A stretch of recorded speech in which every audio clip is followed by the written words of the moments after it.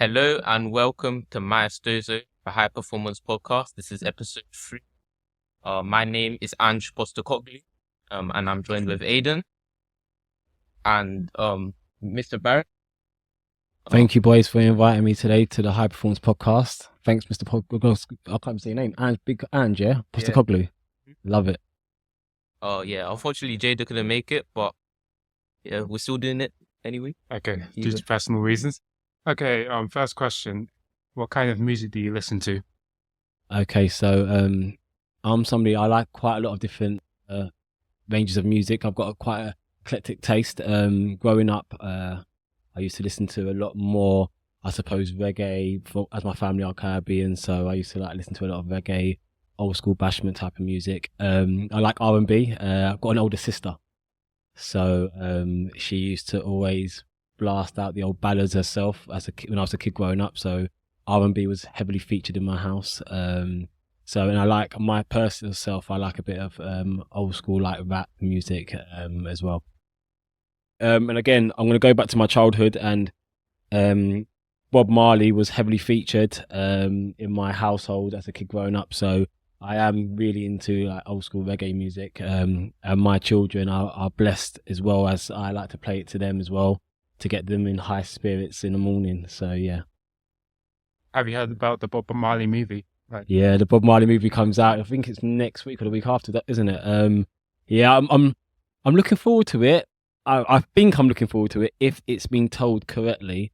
His story resonates with me quite a lot, and obviously he's associated as this, icon in, I suppose, the Jamaican heritage in terms of the music that he brought. But not only that, it's his story.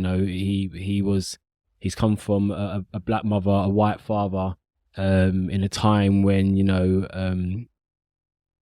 I suppose mixed race people weren't really seen as either or.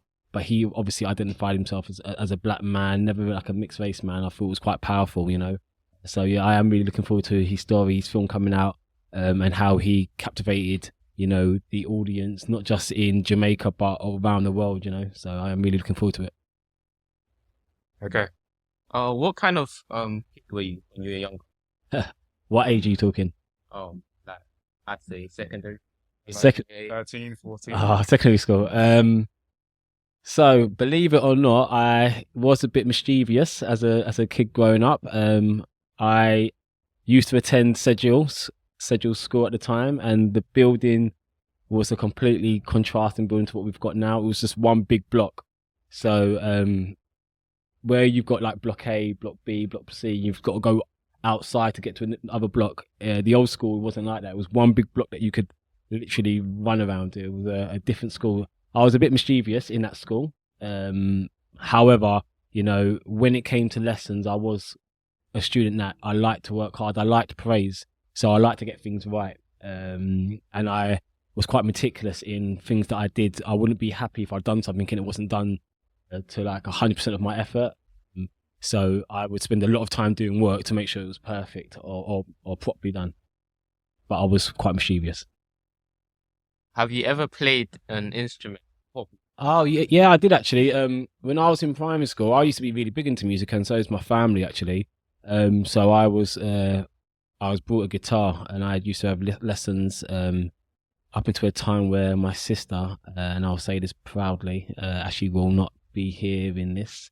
She actually one day broke my guitar, and I was really devastated that she did that. But I used to have lessons playing the guitar. I used to love it. My dad still plays the guitar actually, but I kind of stopped because sports and football kind of was my real hobby and my real passion. I just put down the football really. I know that you like football, Ange. Tocoglu, yeah, big Ange. Yeah, support Man United. Do. Oh, is it? Yeah, we do like Tottenham. Oh, is it? Okay, you did well against us the other day, didn't you? You could have done better. That point for Man United was amazing. It's a very big achievement for you, considering we years missing 6-7 players. Honestly, you did really well. I do not want to talk about this season.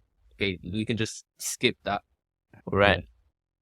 Anyway, where did you see yourself in the future, when you were younger? Honestly, as a real youngster, apart from football, I actually wanted to be a fireman. Something about the career, I don't know, it just thrilled me a bit. I don't know. It might be the fact that you're saving lives, potentially running into a bird. Within that kind of thrill factor, kind of like excited me. So it was a career that I kind of wanted to do. If it wasn't to be a footballer, football was my biggest passion. Used to like to play. Was quite good as a kid, I suppose. But I didn't have the heart. I didn't have the heart to like see it through. So that is what I kind of wanted to do as a child, growing up. I didn't want to be a teacher. I didn't actually want to be a teacher. I started my career, I suppose, as a coach. I was coaching football after playing football, or when I was playing football, I was still coaching. And then I was still studying at the same time, and I decided to go to university, and I actually studied coaching. And my dissertation actually was on Watford Football Club. And I did quite a good piece of work. Gave it back to them, and they offered me a job after my degree down at Watford. But at the time, I was enjoying university too much. And what I mean by enjoying university was enjoying, I suppose, the friends and the networking that I had built up in Manchester, where I studied. So all of my friends at the time were doing their teaching degrees, and they said, well, they were applying for their teaching degree, shall I say? They said, Aston, you should apply for yours as well. And I was like, you know what, let's just do it. Let's just have one more year kind of thing together. And I went into a classroom, and then I was like, yeah, I like this. I got to showcase my personality, but my effort, I suppose my ethos of working hard, I could instill into other people. And then I fell into, I suppose, teaching. So yeah, you're a PE teacher and you have multiple roles in the school. So, what really got you into teaching? How do you know about? Yeah, like I said, so my friends at university, my housemates were all at the time deciding what they wanted to do. So we was in our third year at university, and we were like just talking. We was all on the same course, and was just like, what's the next steps? And there was coaching, there's sports development, there's sports science, and working at clubs doing that, or there was teaching. And we all just apply for teaching jobs. We'd all done a couple of summers out in America beforehand, doing football coaching, and we just all decided to apply for our teaching jobs. Oh, sorry, we all decided to apply for our teaching qualification. So I kind of did that and fell in love with it. I started teaching up in Manchester, where I was teaching for 4 years, and then I came back down to London. And yeah, I've been teaching in London for, I don't even know now. I don't want to say how many years because it makes me sound really, really old. But I've been teaching for quite a long time now in London. And obviously I've been at Sedgehill now this is my 7th year. So yeah. So we asked people around Sedgehill, Yeah. What do you think of Mr. Barrett? Shut up. And we've got. Oh my days. Actually, do you wanna pick some out? Okay. And read them? So this should be fun. I've got Pretty Cool. That's nice. In terms of that, I suppose I get students. I get what it's like to be 15, 16 years old doing my GCSEs. I fully get what it's like sometimes waking up and not being in the mood. I get, that sometimes you're in a class and you don't quite understand what's going on and you want to give up. I get it all. And I think the person who says I'm pretty cool is because I try to give you guys messages in a way that is to tell you that, regardless of what happens now, in my eyes, you're a champion and you will go off to live a successful life. You've got the winner's mentality, winner's mindset. And, South East London is a difficult place to grow up, It's not easy. And the fact that you're from South East London, it gives you that little bit of still naturally, and it's about trying to push on and live a successful life for yourself, So thank you whoever said that I was pretty cool. Second one, decent sense of humour. Again, I think that kind of falls with the first one. I try to, when I teach lessons, I try to bring out some humor in whatever I'm doing, just to make it relatable. Whatever topic I'm talking about, I want to make it relatable, and I want people to enjoy being in my class, and not because I want to make it fun. It's just that I want them to open their minds to learning and going into my class with an open mindset, knowing that they're going to work hard but also have a good time doing it. Is the reason I suppose I teach like that. I'll do a couple more.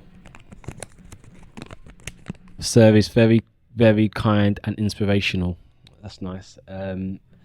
Yeah, it goes back to what I said before. I like to start the day with Key Stage 4 in the right way. I don't want it to be a moan, something negative. I want you guys to come into school, be uplifted, and feel that people have your backs. And we have your backs. As a school, we spend a lot of time talking more so about year 11s, but about the school community and how we can improve the school community. I'm from this community. I want everyone, like I said, to be as successful as possible. So if that means me trying to be as inspirational as I can be to help people to feel a little bit more motivated that day, then yeah, so be it. I will try and do that. Silly. Am I silly? I don't think I'm silly. I like to have a laugh, but silly, I don't know. I'm not. Who wrote that? I'm not sure. What, you don't know? I need whoever wrote that. If you're listening to this, come and find me and tell me why I'm silly, and then we can have a little discussion about it. They're all anonymous. So essentially, we just went around each of us, and then we just put them all in the bag. Oh, I like this one. The goat of all PE teachers. I'll take that one. Whoever wrote that, thank you very much. No,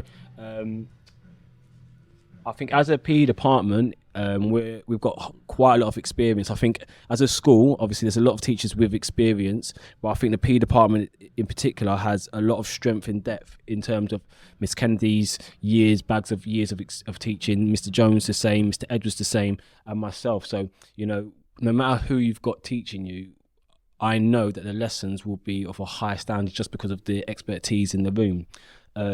I like to make again, similar to my theory lessons, I like to make my PE lessons as challenging as possible. And you've been in a few of my football sessions lately, and again, I won't just give you a football and say, here you go, play. That's ridiculous. What you're getting out of that? I want to build your mastery skills and your ball retention skills. So I'll do a lot of things that focus on that. I'll build a lot of things that we can link into a game situation, revolving around your movement patterns and understanding why it's important to be, showing for the ball and how to show for the ball, and why it's important to communicate and why it's important to move off a cone, i.e. a defender, to receive the ball. So yeah, I like to make my things fun, and I appreciate whoever said I'm the GOAT. Do you know what?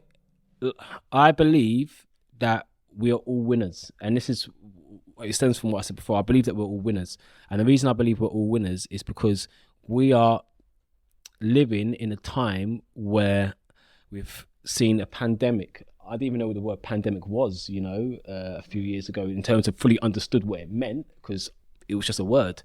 I've seen one. We've gone through periods of times where it's very difficult for families to survive at the moment in terms of cost of living crisis.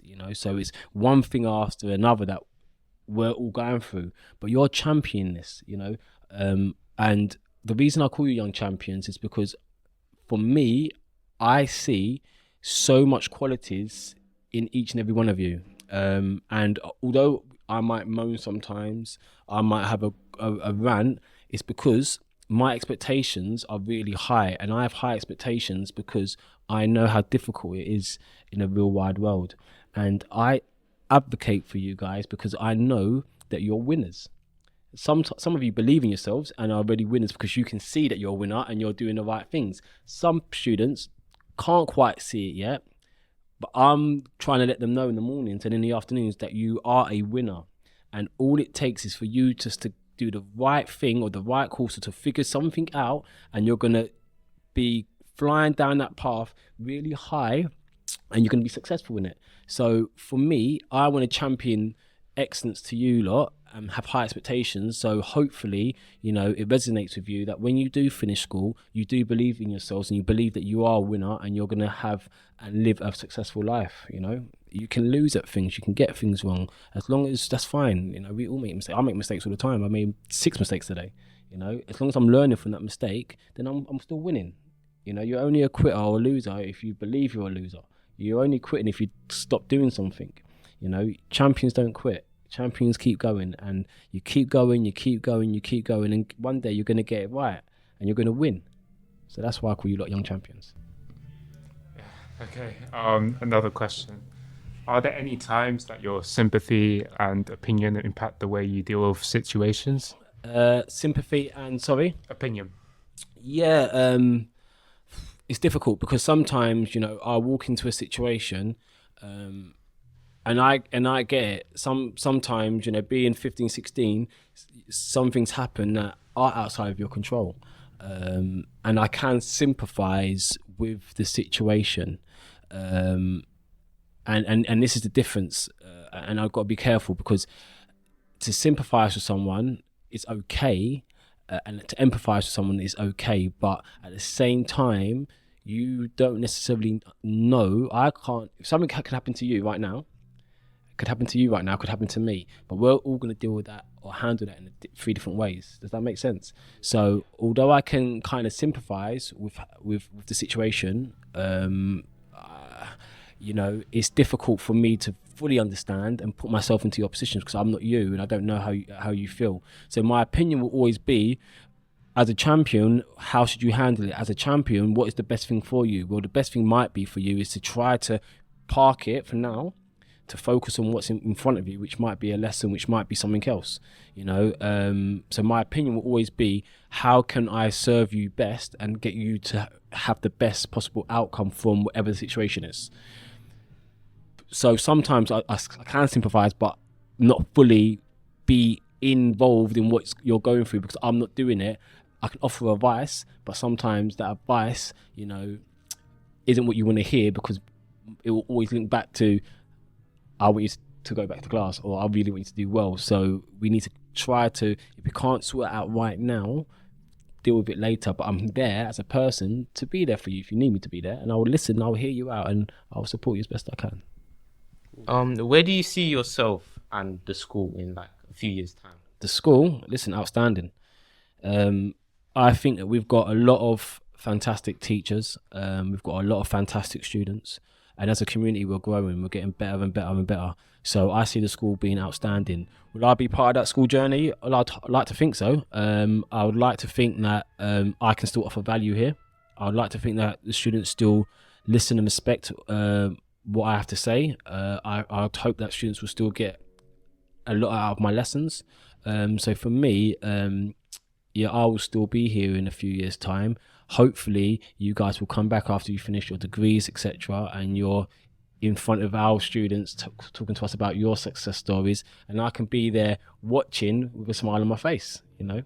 So yeah, probably still here. Yeah. So is there any story that you would like to tell students here, like any vital story that would help them during their journey? Yeah, I mean, life is a uphill, not struggle, but it's an uphill journey where sometimes you get setbacks and knockbacks. Things go wrong, things go left. It happens to a lot of people.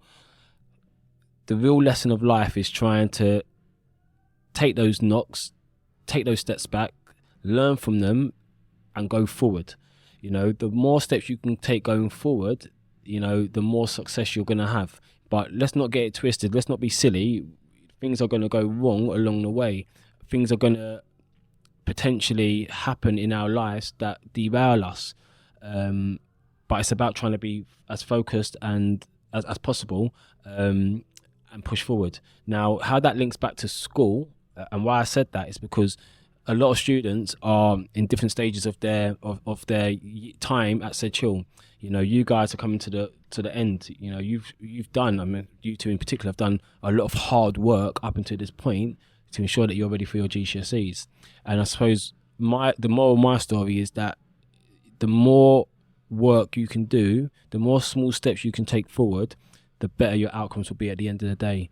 And if I could say anything to the people listening to this podcast, is that, you know, working hard in life and taking time for yourself is really, really important, you know, but just trying to step forward with everything that you do is vital. Do your exercise as well. You know, not enough of you do exercise outside of school. It's not good enough. You know, and more people need to do more outside of school. Okay. So I think that's all the questions for today. Yeah, that concludes Maestoso, episode 3. Thank you, Mr. Barrett, for being Central's motivational speaker. Thank you. No, thank you both for inviting me. I really appreciate it.